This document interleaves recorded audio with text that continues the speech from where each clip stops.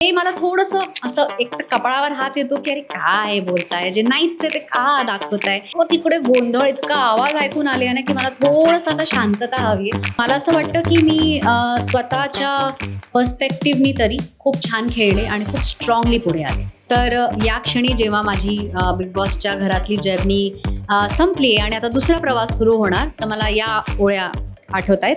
एक राह रुक गई तो और जुड़ गई मैं, मुड़ा तो साथ साथ राह मुड़ गई. नमस्कार, मी प्राजक्ता शुक्रे आणि तुम्हा सर्वांचं आधी खूप खूप आभार सगळ्या प्रेमासाठी, आशीर्वादासाठी, वोट्ससाठी. आता मी घराच्या बाहेर पडले आहे आणि तुमच्याशी बोलायला इकडे आहे. मी खूप मिस केला, रियाज पण मिस केला, शोज करणं पण मिस केलं, कारण ते माझे रेकॉर्डिंग सेशन्स मिस केले, माझे स्टुडिओ लाईफ मिस केली. पण ते सगळं विचार करूनच मी या घरात पडले होते, एक काहीतरी नवीन शिकायला आणि बघायला. आणि खरंच मी खूप शिकले या घरात. रियाज करण्याचा मला दर आठवड्यात 1 तास मिळायचा आणि तो 1 तास माझ्यासाठी संजीवनी बुटबुटीसारखा असायचा, जो मला रिवाईव्ह करायचा पूर्ण आठवड्यासाठी, एक शक्ती द्यायचा. तर नक्कीच म्हणजे रोजचा रियाज तर मी मिस केलाच, पण तरी तो 1 तास माझ्यासाठी खूप इम्पॉर्टंट होता. काय चुकलं असं मला माहीत नाही किंवा वाटत नाही, कारण मी पूर्ण अवेअरनेसमध्ये तो गेम खेळला आहे आणि जसं मला व्यक्त व्हायचं होतं मी तशीच व्यक्त झाली आहे, किंवा मी रियालिटी शोमध्ये रिअल बनून राहिली आहे. या गोष्टीचा नक्कीच मला आनंद आहे. आणि ज्या ज्या गोष्टी मी डिसाईड केल्या होत्या की मी हे करणार नाही, ते मी नाही केलं. फॉर एक्झाम्पल, कोणाला घालून पडून बोलणं, किंवा कोणाला शिव्या देणं, किंवा कोणाला एवढं हर्ट करणं की ते त्यांच्या मनात निगेटिव्ह प्रकारे घर करून जाईल, असं मी कधीच केलं नाही, ना करायचं होतं. आणि बाहेरच्या आयुष्यात पण मी असंच वागते किंवा राहते. मला नेहमीच आवडतं की जे मी एक्सपेक्ट करते की माझ्याशी जसं बोललं जाईल तसंच मी लोकांशी पण बोलते, आणि ते मी नक्कीच जपलं या घरात. आणि या गेमसाठी ज्या ज्या गोष्टी इम्पॉर्टंट होत्या, ते स्ट्रॅटेजीज असो, किंवा लोकांना ओळखून घेणं असो, किंवा अलायन्सेस करणं असो, किंवा टास्कमध्ये परफॉर्म करणं असो, ते सगळं मी खूप व्यवस्थित केलं आणि आपलं 100% दिलं आहे.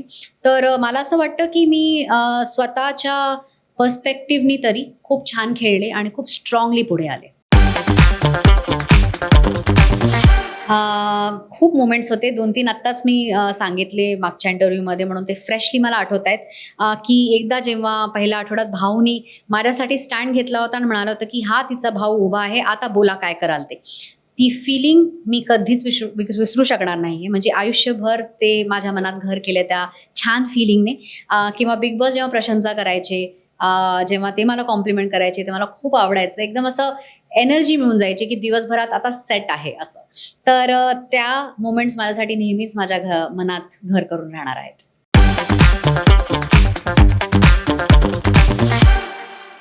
अपेक्षा खूप आहे आणि मी स्वतःहून सुद्धा खूप मराठी गाणी रिलीज करणार आहे आता. बॅक टू बॅक मराठी गाणी रिलीज करणार आहे, कारण आता खूप सारी मराठी ऑडियन्ससुद्धा माझ्याशी जुळली आहे आणि मला माहिती आहे त्यांची अपेक्षा आहे की मी मराठी गाणीसुद्धा त्यांच्यासाठी बनवू.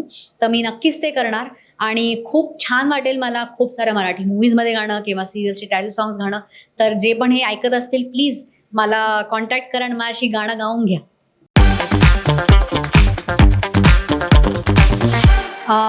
त्या घरात जे माझ्या बाल्कनी ग्रुपशी माझा जो बॉन्ड झालाय तो खूप प्युअर, त्यात काय म्हणतात, एक नॅचरल फ्लो होता आणि सगळे सेम वाईबचे लोक आम्ही जोडलो होतो.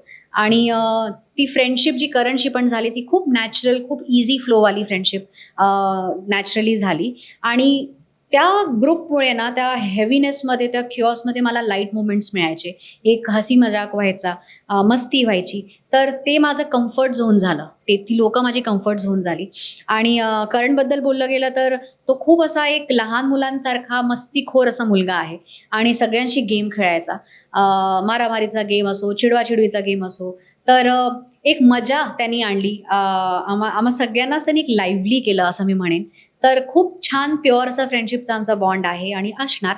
आणि ज्या गोष्टी लोकांनी दुसऱ्या पर्स्पेक्टिव्हने दाखवण्याचा प्रयत्न केला आहे किंवा त्या एडिटमुळे जे एक चुकीचं काय म्हणतात नरेशन झालं आहे, ते मला थोडंसं असं एक तर कपाळावर हात येतो की अरे काय बोलताय, जे नाहीच आहे ते का दाखवताय. पण मला हेही कळतं की ते गेम शोसाठी एक मसाला त्यांना खूप दाखवण्याचं म्हणजे दाखवावं लागतं. आणखीन कोणी काही करतच नाही तर आपण एडिटमध्ये खेळू करून ते खेळले आणि good for the game but not so good for me. कारण एक मुलगी जी स्पष्ट व्यक्ता आहे किंवा जी ठामपणे आपली चुका पण एक्सेप्ट करते किंवा जे तिला आवडत नाही किंवा जे आवडतं तेही चेहऱ्यावर तोंडावर बोलते, अशा व्यक्तीसाठी काहीतरी चुकीचं नरेटिव्ह टाकणं हे मला नाही आवडत. तर प्लीज ते बंद करा अशी रिक्वेस्ट करेन. आणि जी एक प्युअर फ्रेंडशिप आहे त्याला प्युअर फ्रेंडशिपच ठेवा आणि सगळंच काही दुसऱ्या अँगलमध्ये बघण्याची गरज नसते असं मी म्हणेन. हां, ट्रॅव्हलिंग तर होणारच आहे कामामुळे आणि शोज पण होणारच आहे. मला असं वाटतं की या 2 महिने फोन शिवाय राहण्यामुळे त्या फोनची सवय सुटली आहे आणि मला ना शांतता हवी आहे खरंच. इतकं तिकडे गोंधळ, इतका आवाज ऐकून आले ना की मला थोडंसं आता शांतता हवी आहे. कोणाशीच बोलायचं नाही आहे आणि खूप खायचं आहे. तर मी खूप वेगळ्या गोष्टी ऑर्डर करून खाते आहे आणि काय म्हणतात तेच म्हणजे मला थोडी शांतता हवी आहे टू बी व्हेरी ऑनेस्ट. तर या क्षणी जेव्हा माझी बिग बॉसच्या घरातली जर्नी संपली आणि आता दुसरा प्रवास सुरू होणार, तर मला या ओळ्या आठवतायत. एक राह रुक गई तो और जुड़ गई